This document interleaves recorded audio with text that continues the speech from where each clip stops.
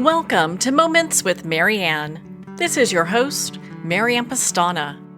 We're here today with special guest, Dr. David Kanani, who's here to share with us national security and STEM. So is our nation suffering a STEM gap? Well, today's guest is going to share with us just that.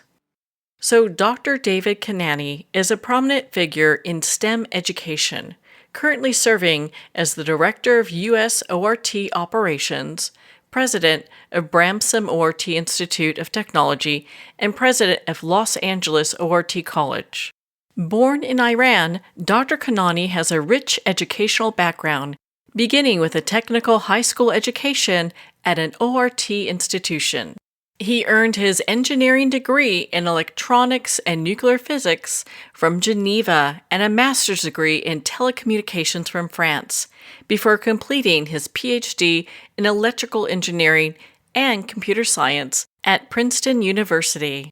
So welcome to the show, Dr. David Kanani. Thank you. What an honor it is to have you here and to talk about this.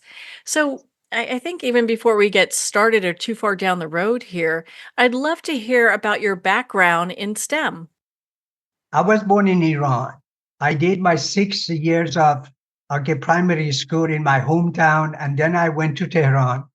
In Tehran, there was a technical high school called Tehran ORT Technical High School.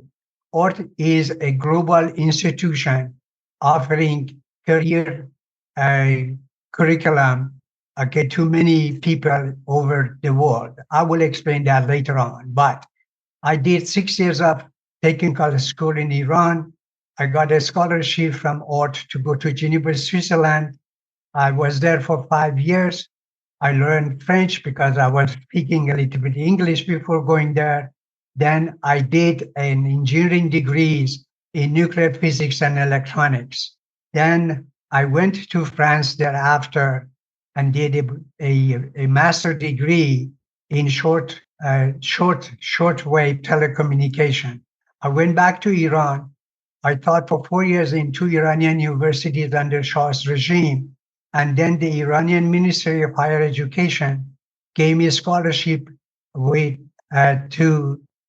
come to United States. And I went to Princeton University in 1975 and started a PhD degree in electrical engineering and computer science. When 1979 happens and the Iranian Revolution and the shortage of oil all around the world, it was the first time that people in the United States stand in line for gasoline. And that was the first time that the price of gasoline went over $1. Okay. So at that point, I went to my thesis advisor at Princeton. His name was Professor Peter Mark. And I told him that I want to change my thesis topics to work on photovoltaic. Photovoltaic is the technology or the science which converts the sunshine directly into electricity. Well, he said to me that, here in my program at Princeton, we don't have photovoltaic. I said, if we don't have photovoltaic, I go find an university which will offer photovoltaic. And he said, no, I'm going to make a program for you and you can work and make your thesis on photovoltaic.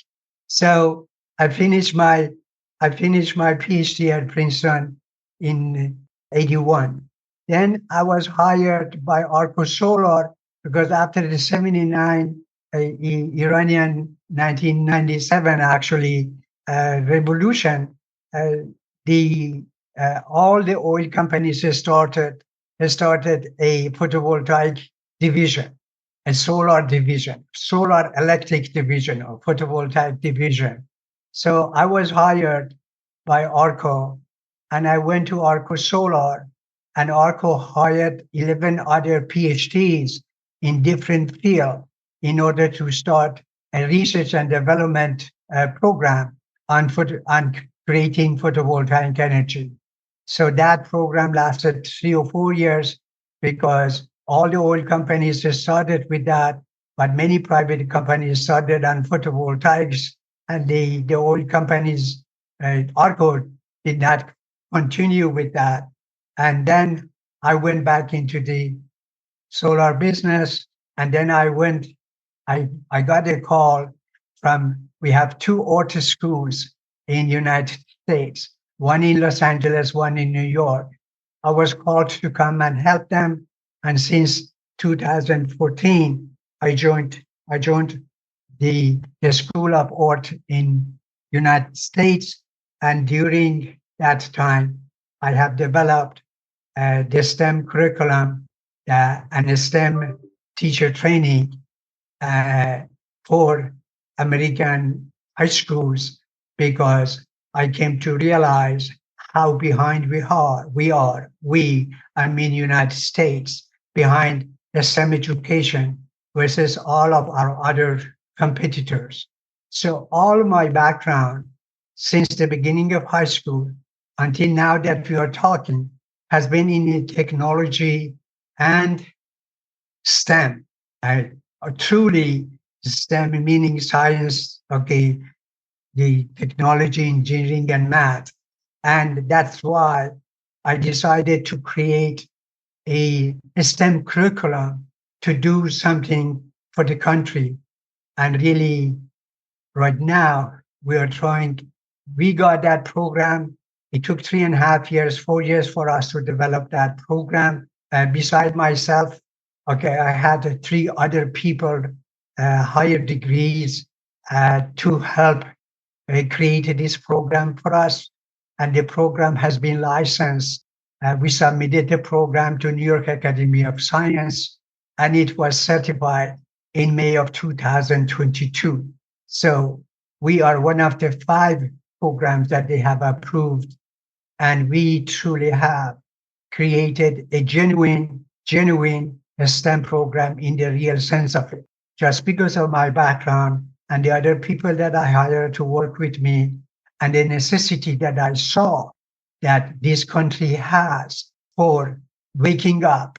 Now, not related to my background. If it is enough by my background, I'll, I'll let you please continue with your questions, but allow me to finish it because that goes with it.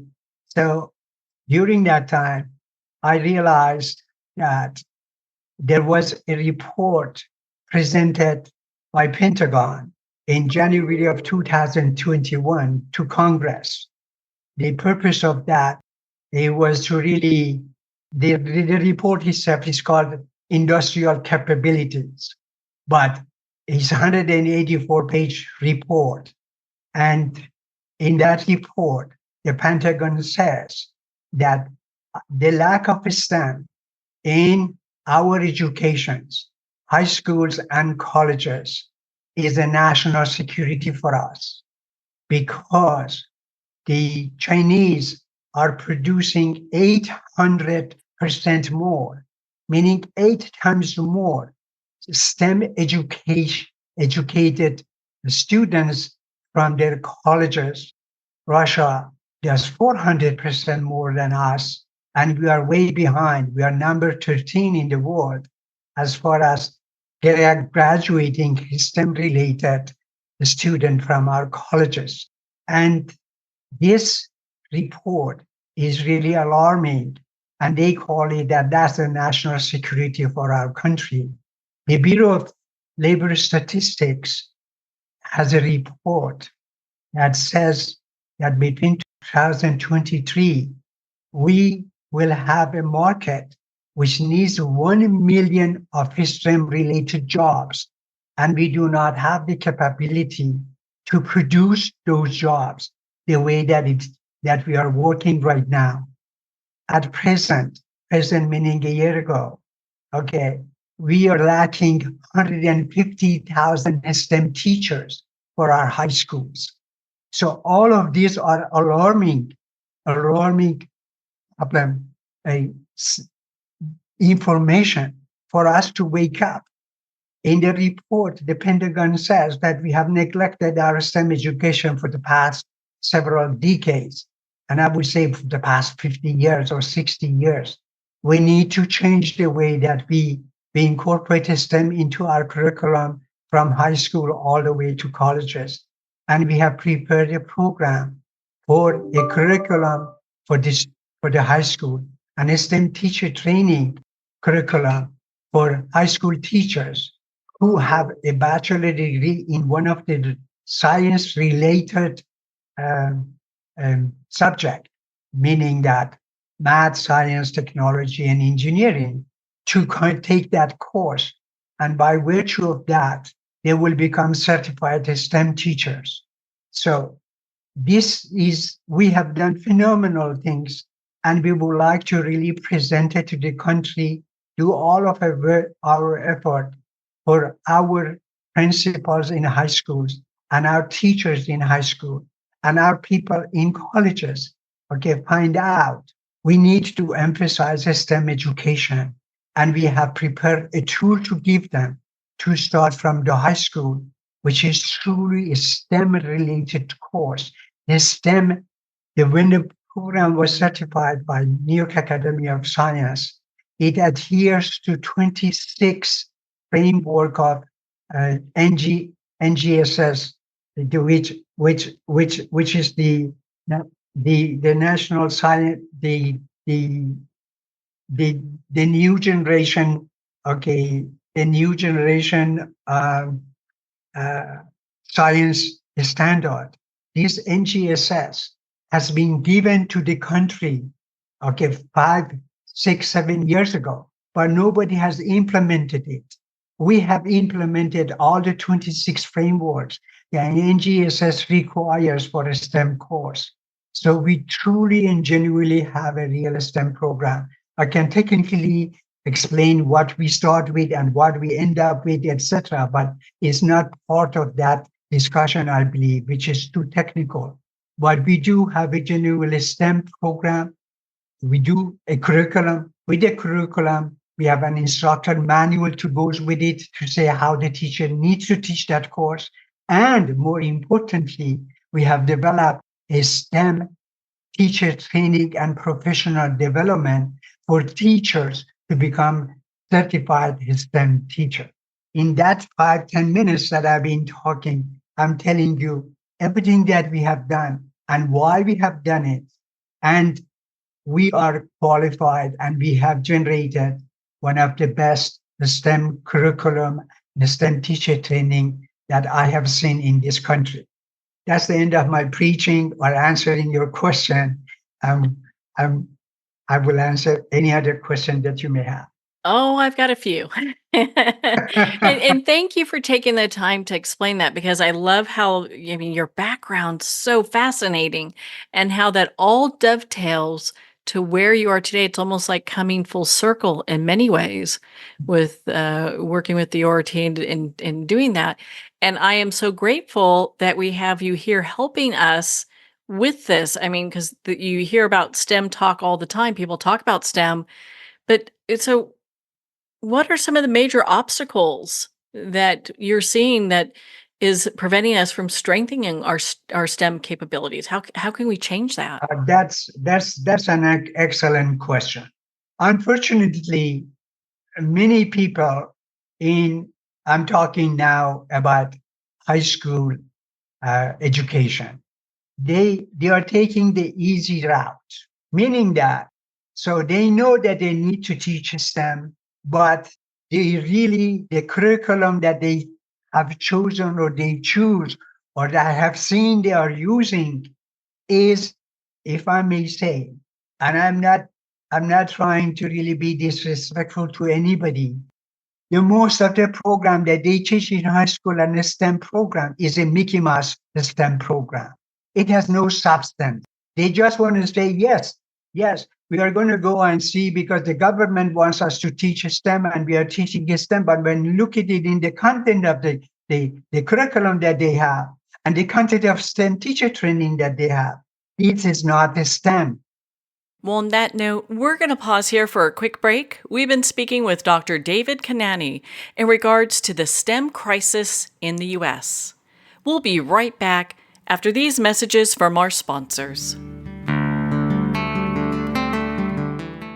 Are you an author, speaker, or expert who is looking for more publicity? Visit radioguestlist.com and sign up for free interview requests from shows looking for guests. Radio Guest List is the #1 free booking resource for radio, podcasts, and TV talk shows who are looking for experts like you right now. Visit radioguestlist.com and sign up today to get the visibility you deserve. It's one thing to become attached to your perfect home, but what do you do when that home becomes attached to you? A family in dire need of a fresh start, a mysterious house tied to the past. Buried deep within the foundation of the old Far Hill Manor lies a centuries-old secret. Dark forces or something stronger just waiting to be discovered. Caretaker, a supernatural thriller by breakout authors R.J. Halpert. Internationally recognized and award-winning author Judy Goodman works and teaches outside the box of limited thinking. Working with people from every walk of life, her goal is to empower you to be the best you can be, no matter what the challenge is. Born with the gift of seeing beyond our normal vision, she has an extraordinary gift of working with every challenge. Teaching beyond conventional wisdom, her work is described as life-changing. Visit judygoodman.com. That's judygoodman.com.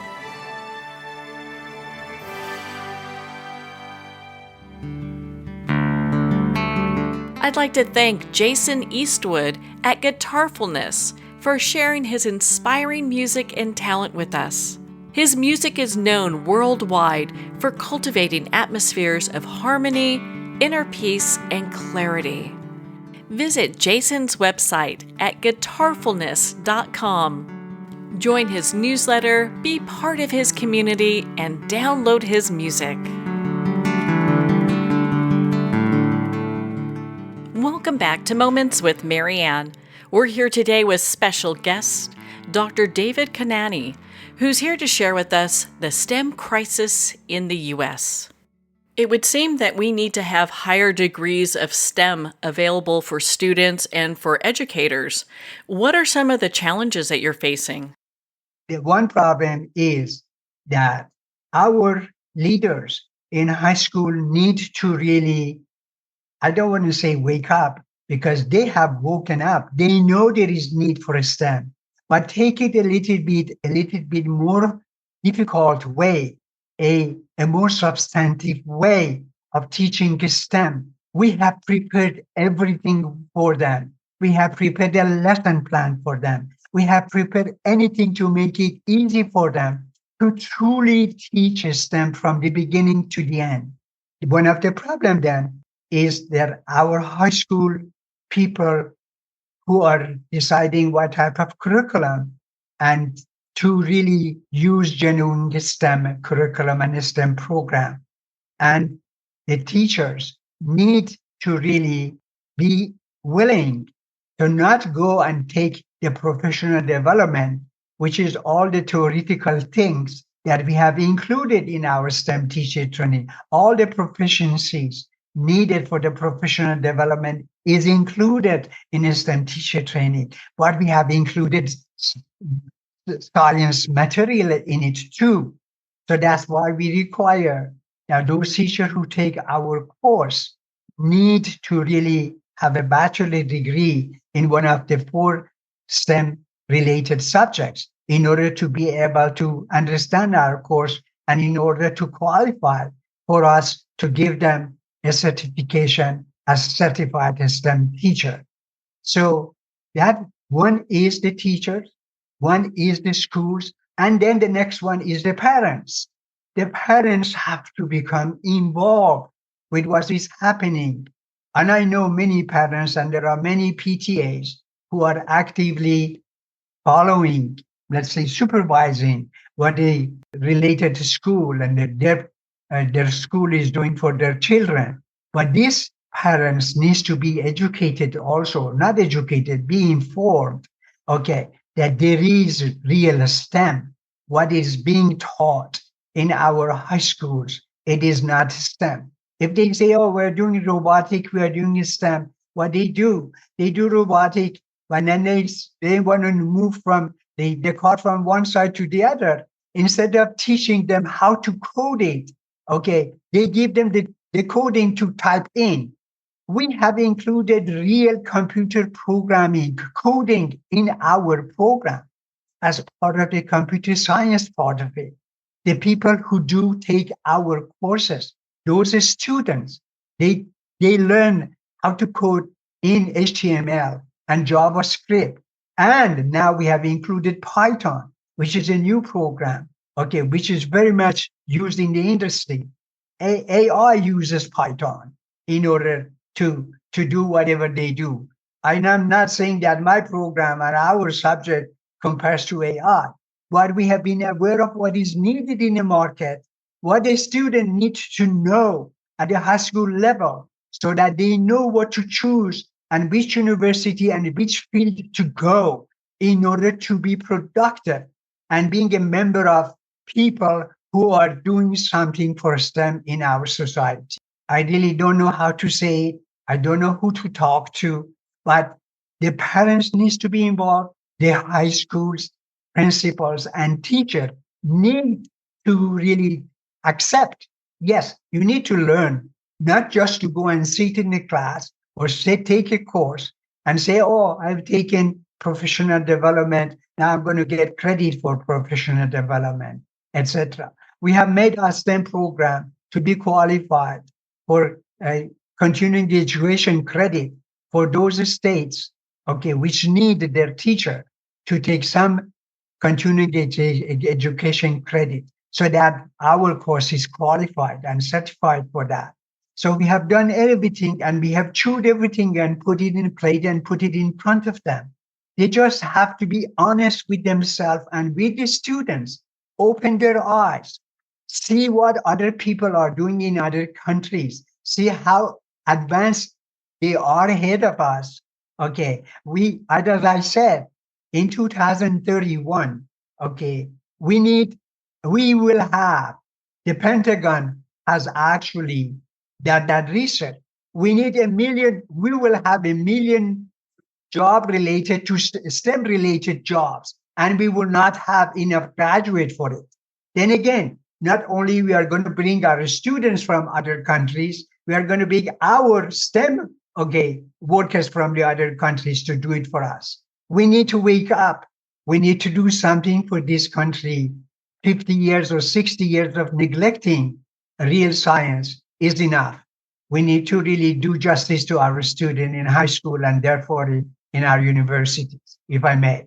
Well, thank you. And I hear what you're saying. I couldn't agree with you more. I mean, the longer we wait, the more behind we get as far as the rest of the world.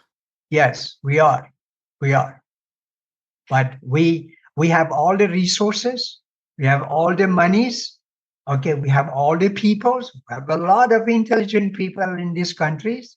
Okay, we need to decide not to take the easy road or easy route, to take the real, substantial, and serious route and teach serious STEM to our high schools so that they know what they want to do in college and which field they want to do, etc., etc.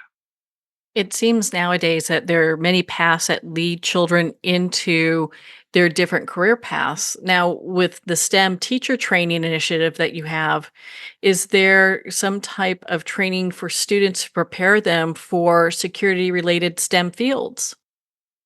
Yes. Actually, what we have included in our course, when the student get exposed to all of the subject of STEM, technology, the students, when they take this curriculum from us, they start from the periodic table and how the elements are made.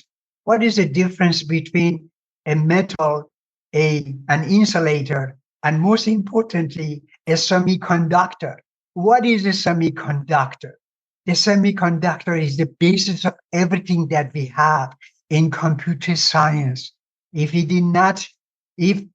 William Shockley did not invent at Illinois University in 1940 something, okay, the semiconductors will not be where we are right now. So there is a lot of things that we say to this student. We start from the periodic table and we go all the way. We talk to them about the different type of science with the different type of energy, but mostly we call the conversion between the different type of energy to bring them in order to say, what is a semiconductor? What does it do? And how the computer is made? What are the different hardware components in the computer? What's the difference between software and hardware? And how do they interact with each other? So that they understand this is all at the level of 10th and 11th grade in high school. There is an introduction for the ninth grader to be familiar with it, but it doesn't have substantial science matter in it because they are not ready for it. But they understand what you are doing. They understand how things work. And then they actually end up making and putting together what we call a mini grid solar system, an actual mini grid solar system that you shine light on it and you get electricity from the back of it. And the mini grid is used in developing countries where they do not have access to national grid. So that technology by itself can be in their most remote area and create electricity and bring them to the new civilization, etc., etc. It is so important for these people, for this student to understand all of that is easy to understand. If we teach it properly and we expose them to it, for them to go, either they go do the computer science part of it, or they go into the manufacturing, the photovoltaic part of it, or they go into now after that we have not added yet to it, we are adding more right now. We have as far as the computer science part of it, HTML and JavaScript, which is necessary to do a website, an interactive website. The student at the end of that course, they make an interactive website which shows how the mini grid solar works, and it controls the input and the output of it and how much electricity has been generated. We are developing another computer program so that it's going to go and make the calculation and use an app to see how we measure the electricity and how we sell it to the people who are using it and how they pay for it, etc. Because in that report from Pentagon, they said that 70% of the job in a STEM field is going to be in computer science. So we are giving an emphasis and improving our STEM curriculum that we have right now, so that we are going to end up for the student to learn right now with the existing program that they have. They learn how to code in HTML and JavaScript, and they can make an interactive website, as I said.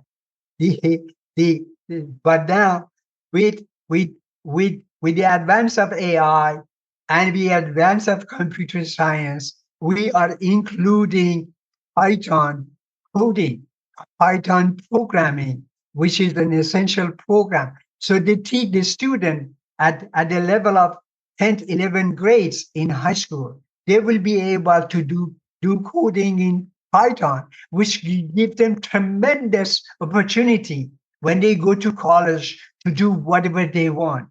So we're doing whatever we can in order to make it ready for these people. And all I need is to people to really can take a look at what we have. I'm talking about the high school principals. I'm talking about the STEM teachers. They don't take the easy route. Don't take and sit somewhere in the class, or even you don't sit in the class and you just get a continuing education credit. While you're getting the continuing education credit by attending this STEM teacher training, but you learn something. You see what the future is. You will be a much more powerful teacher in the classroom when you teach that course. Well, it sounds like we need policymakers and people who are in charge of making these decisions in regards to what is being taught in the schools to address this. So, what would you say to those folks about addressing the STEM crisis that we're having? I would ask them, I would beg them to listen.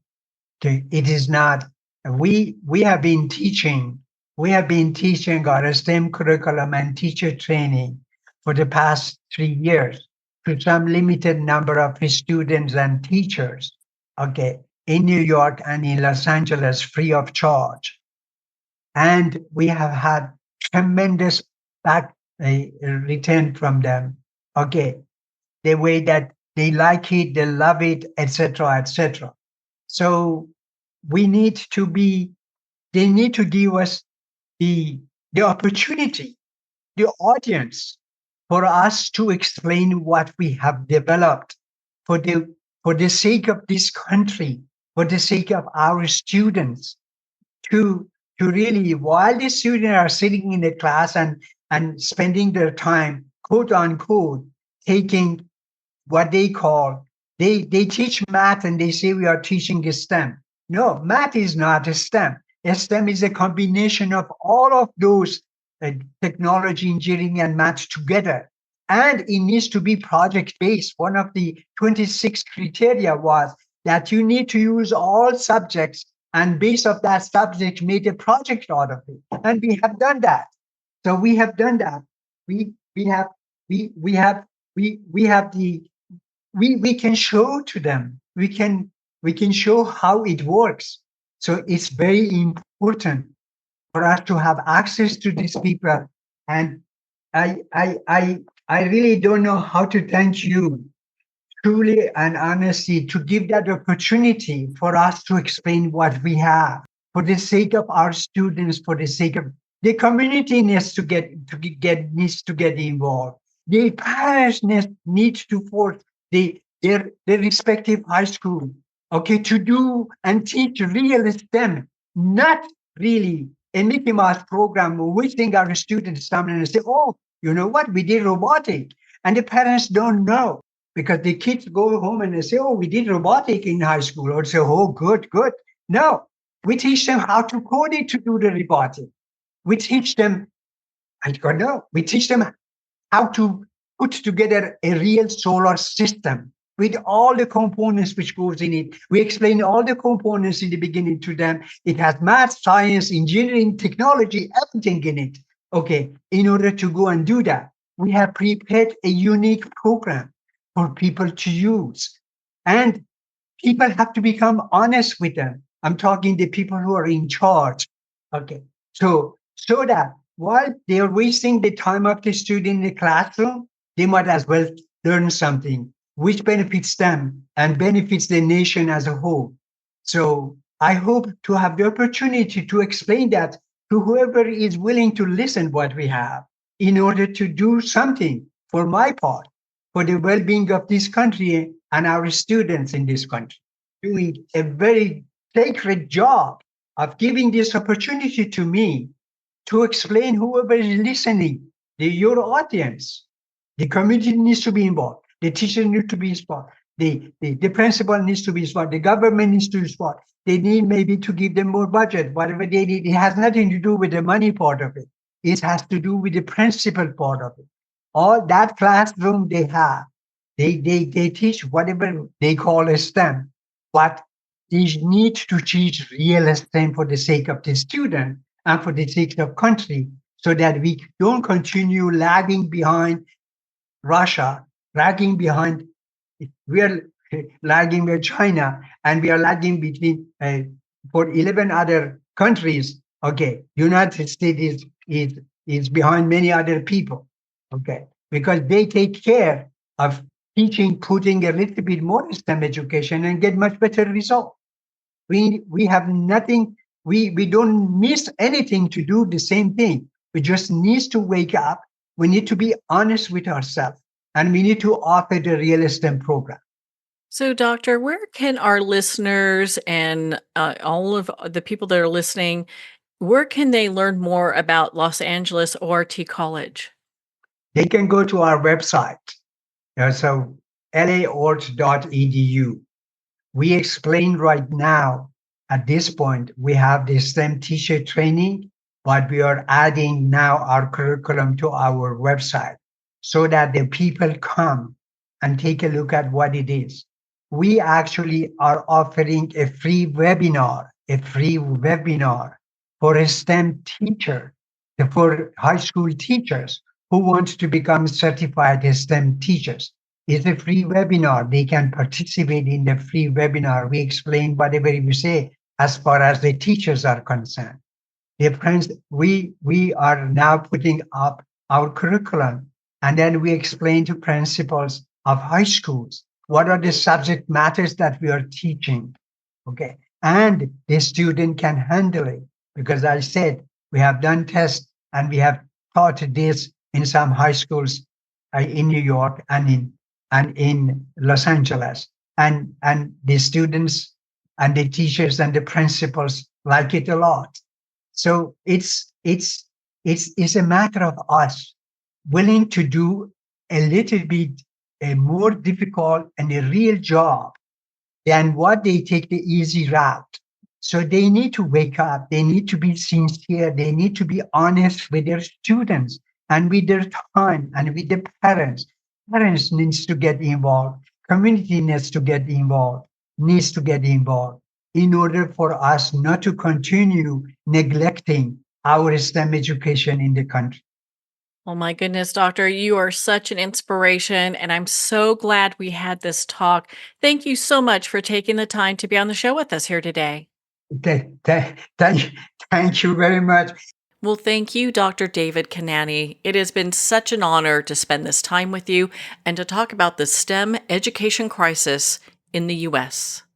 Again, if you'd like to connect with Dr. Kanani, you can at laort.edu. That's laort.edu.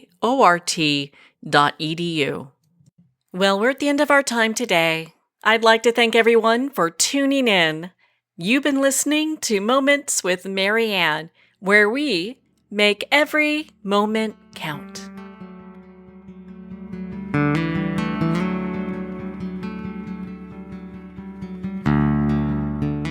In a single moment, your life can change. Moments with Marianne is a transformative hour that covers an endless array of topics with the best of the best. Her guests are leaders in their fields, ranging from inspirational authors, top industry leaders, and business and spiritual entrepreneurs. Each guest is gifted and a true visionary, a recognized leader in her own work, and while teaching others to develop, refocus, and grow, Marianne will bring the best guest and sometimes a special surprise. Don't miss this. You never know just which moment will change your life forever.